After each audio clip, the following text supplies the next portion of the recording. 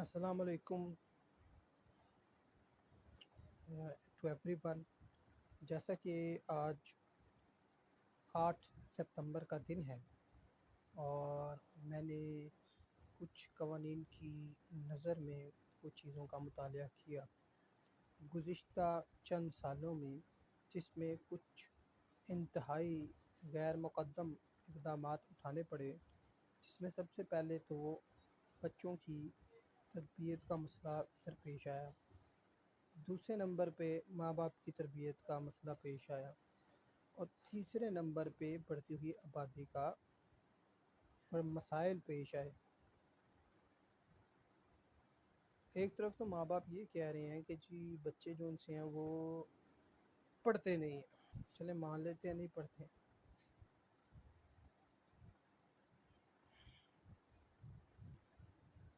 ऊपर से कहते हैं जी कि हम बच्चों के खर्चे नहीं उठा सकते। यहाँ पर फिर सिविल का लॉ आता है, उससे कहते हैं कोड ऑफ सिविल प्रोसीजर 1908। वो ये कहता है कि डिक्रीटल अमाउंट लगेगी। अब मैंने अक्सर ये बात कही है कि जो औरतें अदालत से रजू नहीं करती, डिक्रीटल अमाउंट और छोड़ देती हैं, उनके बंदे भी उनको शादियां करके छोड़ देते हैं। और जैसा कि आपके सामने बजाते खुद आपने बड़ा तलब गौर किया कि सन 2000 से 2022 में जब कोरोना आया 2019 के एंड में, तब तो शादियां बहुत ज़ोर शोर से हो रही थी पाकिस्तान में, जैसे कि उसके बाद तो इंसान ने ज़िंदा ही नहीं रहना। लेकिन कोई भी बाशऊर आदमी ये समझने से आ रही था कि एक तरफ तो आबादी का रुझान बढ़ा हुआ है और आबादी मज़ीद कोई मैरिज हाल का कोई हाल नहीं था। मैरिज हाल जो से थे वो रात को 11-11 बजे बंद हो रहे थे, कई तो 3-3 बजे बंद हो रहे थे। कहने का मकसद सारा ये है कि जब ये सब कुछ होता रहा तो थोड़ा सा हमें हिसाब किताब मारूजी तर्ज अमल को नज़र रखते हुए करना पड़ रहा है। इसी की तरसील को जमा करते हुए जब मैंने ये देखा कि सन 2019 में शादियां बहुत हुई और उन्हीं जिन लोगों की सन 2019 में शादियां हुई, उन्हीं की तलाक़ें 2021 में हुई, क्योंकि वो जो शादियां हुई थी वो जल्दबाजी में हुई थी। इसको कहते हैं डिवोर्स रेशन रिपैट्रिएशन प्रपोशन। जब मैंने इन चीज़ों का आइडिया लगाया तो मुझे पता चला कि merit ratio inclined proportional child birth भी बढ़ चुका है। अब ये दोनों मतवातर तौर पे मराहल इस तरह के पाए जाते हैं जिसको हल करने के लिए बड़ी मेहनत और बड़ी खसूसी और खसूसियात से भरी हुई एक टीम दरकार होती है। जब भी आप इन चीज़ों के ऊपर गौर करते हैं तो लोग कहते हैं कि इसका दिमाग ख़राब है। कोई बात नहीं, हम ये भी बर्दाश्त करते आए हैं। कहने की बात यह है कि जब एक तरफ तो आबादी बढ़ाई, दूसरी तरफ आबादी बढ़ाने के बाद वो आबादी बढ़ने के काबिल भी नहीं। जब तरासीली अवामल ने ही यकमुश्त जो है वो मशरिक़ से मगरिब और मगरिब से मशरिक़ जाना है तो फिर तरासील के मामलात तो बढ़ते जाएंगे। तो इसी के साथ जब सिविल अदालतों में गया तो मैंने देखा कि सिविल अदालतों में जो उनसे हैं लोग वो कमर्शियल और प्रोफेशनल बन चुके हैं।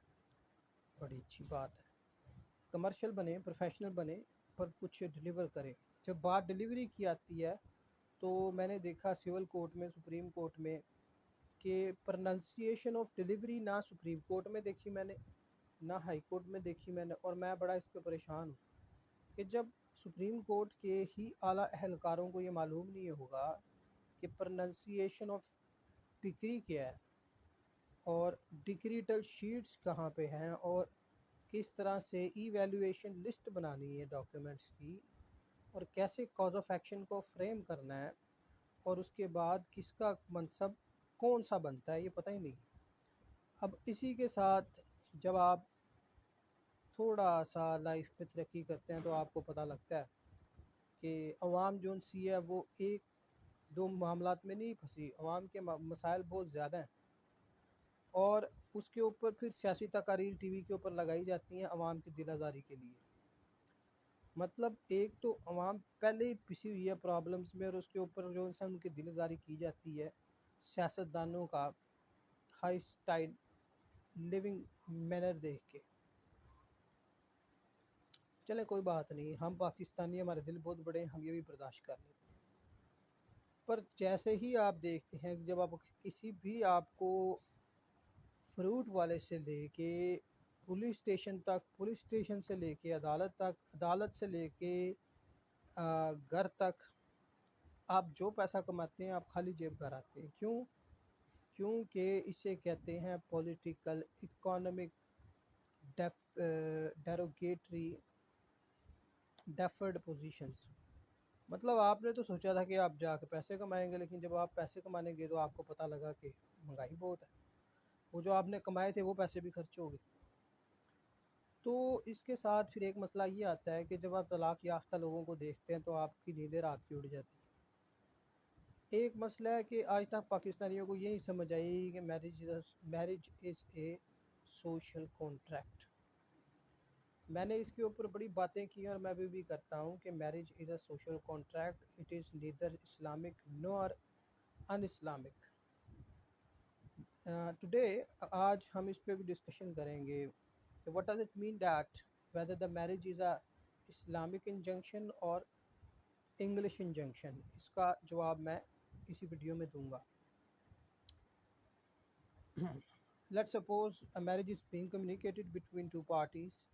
The two parties belong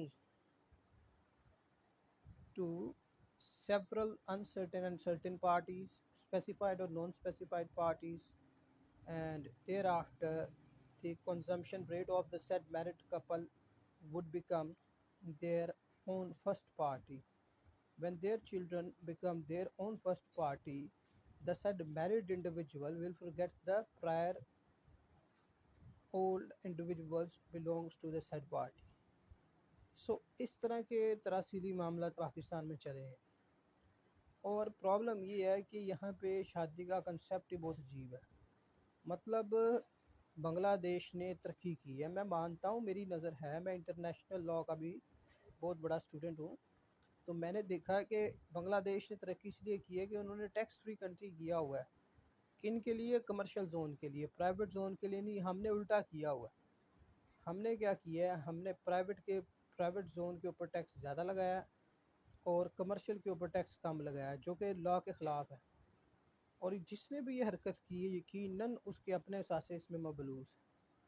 अब इसी के साथ जब मैं थोड़ा सा देखता हूँ कि गरीब बंदा तो जो उनसे वो गोशवारा बनाने की पोजीशन में नहीं है, उसका तो कुछ सही गोशवारा नहीं भरता, उसका तो बस ऐसे गलत गलत गोशवारा बना देते हैं।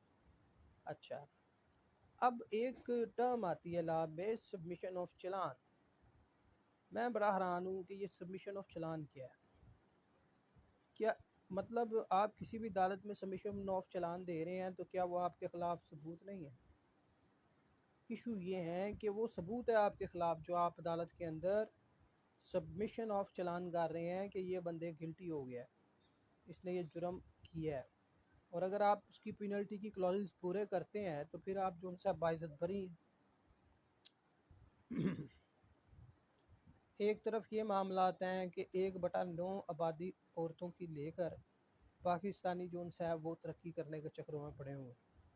मुझे इससे कोई तकलीफ़ नहीं है, मैं हक़ाइक़ की तर्जुमानी कर रहा हूँ कि ये हो चुका है और ये हो रहा है। अब दूसरी तरफ जब हम अपनी नज़र दौड़ाते हैं तो हमें समझ लगती है कि एक इस्लाम की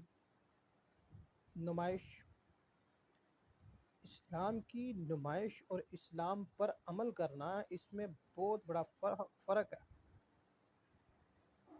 क्योंकि मुसलमानों की हमारी मजबूरी है जी कि अब हम अमल तो कर नहीं सकते, चलो नुमाइश कर लेते हैं, ये भी बड़ी अच्छी बात है कि नुमाइश ही कर लेते हैं। अब इसके साथ मतवातर तौर के ऊपर मसाइल दर मसाइल आते हैं और मानने को कोई तैयार नहीं। फिर पॉलिटिकल इन्फ्लेशन है, पॉलिटिकल डिफेक्शन है, गार्डियन डिफेक्शन है, फैमिली सूट्स रोटेशन है, कंजम्पशन ऑफ इरेगुलर मैरिजेस है, regular marriage into unnatural offences है, unnatural offences into under age reproduction है, under age reproduction into gross verification, detection of criminal activities है, वो सब मतवातर तौर पे principal head charge of the capital punishment बन जाते हैं। जब प्रिंसिपल हेड क्लॉज ही ऑटोमेटिकली रिलोकेट करेगा इंडिविजुअल्स के साथ, और इंडिविजुअल्स जो है वो निगेट करेंगे अपनी self existence for the performance of their jobs activities, then होगा क्या? Ultimate negligent production over the earth. अब देखा जाए तो इतने ज़्यादा मामलात हो गए, फिर हमने इसके ऊपर बहस भी की। तो आज का मेरा जो मंशूर था उर्दू में सारी तकरीर करने का, वो ये था कि ऊपर से सुपरदारी पे जो गाड़ी है 516 ए और 516 के तहत जो हम पुलिस थानों में से छिड़वाते फिरते हैं, आज मैं ज़रा आपको सुपरदारी का लाभ बताता हूँ कि होता क्या होता ये है। ज़्यादातर कि जो पुलिस है, पुलिस के जो अहलकार हैं, जो लो रैंक के होते हैं, ये क्या हरकतें करते हैं, ये गाड़ी जो सा है वो किसी की होती है, वो पकड़ी जाती है किसी भी जुर्म में, ये उसको पकड़ के उस पर सुपरदारी का चार्ज लगा देते हैं। कुछ उन्हें औरतें थोड़ी होती हैं थाने के बाहर, और अमीर लोग ढूंढ के उन पर इल्ज़ाम लगा के उनको जो सा घेर घूर के चलो भी उसकी गाड़ी पे कब्ज़ा किया, और उसको खुद ही अपने ही किसी अहलकार को कह के सुपरदारी करवाई। फिर सुपरदारी की सेक्शन 516 की एप्लीकेशन दी, और उसके बाद उस बंदे को कहा जी वो तो गाड़ी नहीं मिल रही है, तो ये नहीं हो रहा। जब वो बंदा अदालत में जाता है तो सारी बात आती है, तब तक गाड़ी का सत्यानाश हुआ होता है। ये आपकी हमारी पाकिस्तानी पुलिस का हाल है कि सुपरदारी पे मोटरसाइकिल चढ़ाना, सुपरदारी पे गाड़ी चढ़ाना, और उसके बाद ये करना, और फिर उसके बाद फिर नमाज़ें भी पढ़ना। वो उस नमाज का कोई फ़ायदा नहीं है। मतलब एक बंदा जो सा है वो सुपरदारी पे गाड़ियाँ चढ़ाता फिरता है, और अपने ही किसी दोस्त यार के नाम पे, और गाड़ियाँ किसी और की हैं, और मुख्तलिफ थानों से छुड़ा रहा है। और इसी तरह आपके सामने कस्टम्स का भी एक केस आया जो उनसी वो इतने करोड़ की कुछ काफ़ी माल कीमती गाड़ी पकड़ी गई। वो इस वजह से पकड़ी गई कि वो लोग जो उनसे थे वो नॉन कस्टम पेड थी। अब प्रॉब्लम तो ये है कि खैबर पख्तूनख्वा में चले जाए तो वहाँ पे तो नॉन कस्टम पेड गाड़ियाँ हैं। अब बंदा किसको गलत के? ईरान को गलत के? किसको के? ईरान के मोटरसाइकिल वहाँ पे हैं। मतलब कोई किस्म का काम जो है वो नहीं छोड़ना। लॉ एंड ऑर्डर तो बड़ी दूर की बात है। फिर जब इनको झंडा दिया जाता है तो फिर ये कहते हैं कि हमारे साथ सख्ती हो गई है। मसला ये है कि फिर एक जगह पे बिजनेस करने की भी आदत नहीं है, तो इशू इसके साथ ही है, मतवातर के साथ। तो जब ये सारी चीज़ों का आप गुंजाइश करते हैं, अंदाज़ा लगाते हैं कि आवाम जो सी है वो किस डगर में है, तो आपको समझ लग जाती है कि आपने अपना रास्ता खुद बनाना है। अब थोड़ा सा हम ज़रा उन केसेस की बातें करते हैं जो उनसे आपकी सोच से बाहर है। कस्टम एक्ट 1969 के तहत मैंने केस फाइल किया, बल्कि मैंने केस फेस किया। उसमें ये हुआ कि मैं दोस्त के साथ हाई कोर्ट था, तो जब मैं उधर गया तो पता लगा उस पर कस्टम वालों ने उसके ऊपर एंटी नारकोटिक्स लगाए हुए हैं। तो वो जब देखा गया तो वो एंटी नारकोटिक्स ठीक लगे हुए थे, लेकिन वो बंदा मानने से इनकारी था।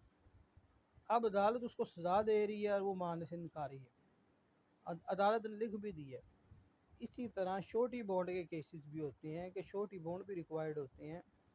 शोर्टी बॉन्ड, अब क्रिमिनल्स क्या करते हैं, वो सस्ते सस्ते जो उनसे ना 100-200 वाले पे शोर्टी बॉन्ड अपना लिखवा देते हैं और समझते हैं कि वो शोर्टी बॉन्ड होगा। नो, शोर्टी बॉन्ड इतना सस्ती कीमत पे नहीं होता, केस की मालियत के हिसाब से होता है। 50,000 तक भी हो सकता है, 10,000 से लेके 50,000 तक का भी शोर्टी बॉन्ड होता है, लाख का भी हो सकता है, 2 लाख। जितना बड़ा जुर्म, शोर्टी बॉन्ड का मतलब होता है कि सज़ा, अगर अदालत किसी को सज़ा देती है तो वो कहती है कि जाकर श्योरिटी बॉन्ड 1 लाख रुपए का स्टाम्प पेपर निकलवाओ, 1 लाख के 4 स्टाम्प पेपर निकलवाओ। ये अदालत का तरीक़ाकार है। और मैं इसके अंदर थोड़ी तरमीम करना चाह रहा हूँ कि पाकिस्तानी क्योंकि बड़े अजीबो-गरीब मखलूक हैं, तो इनके ऊपर छोटी bond punishment law CRPC 1898, the Pakistan penal code 1860 and law of evidence 1872, कानून शहादत ऑर्डर 1984, ये सब यकमुश्त लगाए जाएंगे। जो लोग घरों से बाहर ये कह के अपने घर वालों को निकलते कि हम पैसे कमाने जा रहे हैं और रास्ते में, और इसी के साथ मैं एक और लॉ भी बना रहा हूँ कि ये जो सी गाड़ियाँ उबर करीम वगैरह ये जो ड्राइविंग करते हैं, इनके साथ किस तरह का बिहेवियर रखे। देखिए जी, मैं उबर करवाता हूँ और उसमें कहीं जाता हूँ, रास्ते में मेरे साथ ही वकूआ हो जाए, जिम्मेदार कौन है? बात तो ये है। प्रॉब्लम यहाँ पे है कि ऊपर करीम कार सर्विसेज के ऊपर एक लॉ हमें बनाना पड़ेगा। लोगों की लड़कियां गैर महफूज हैं। अब मसला ये है कि वो ऊबर के ऊपर बैठ के वो कॉलेज जा रही है, वो जा रही है ऑपरेशन करने जा रही है, वो पढ़ाने जा रही है, और ऊबर पे वो वापस आ रही है। अब समझ तो मुझे ये नहीं आती कि ऊबर वाला को कार्रवाई डाल दे अंदर ही, वो क्या करेगी? वो लड़की क्या करेगी? लड़का हो खैर है, चलो फिर भी कोई ना कोई वो तरीके से कुछ कर लेगा, लड़की क्या करेगी? फिर मैंने कुछ ऐसे केसेस देखे कि ये जो ऑफिसर्स होते हैं छोटे रैंक के, जिनकी ड्यूटी जो सी है रोड्स के हाई रोड्स पे लगती है, high roads all association high roads के ऊपर जिनकी ड्यूटी लगती है, वो क्या करते हैं, वो ड्यूटी से पहले ही तंग होते हैं, तो वहाँ से कोई खूबसूरत लड़की उनको काबू आ जाए तो उसका रास्ते में ही सेक्शन 376 PVC के तहत रेप कर देते हैं। क्योंकि उनके खिलाफ जब तक आपने कोई केस करना, उन्होंने तो वहाँ होना नहीं, उनकी ड्यूटी तो कहीं और लग जाती है।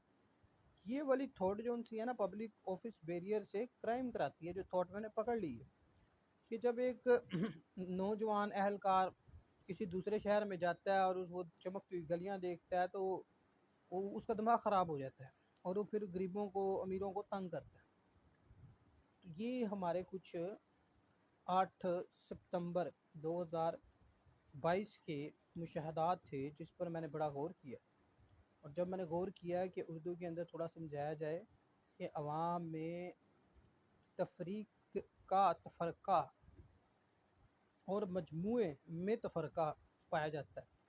अब मजमूई तौर पे तफरीक में तफरका पाया जा रहा है, तो जब मजमूई तफरका ही तफरीकी हो ये और उस पर कोई तहरीर ना हो, तो समझ जाएं कि आपके हालात बहुत ज़्यादा ख़राब है। अपना ख्याल रखें। एडवोकेट गुलरेज किंग, 8 अगस्त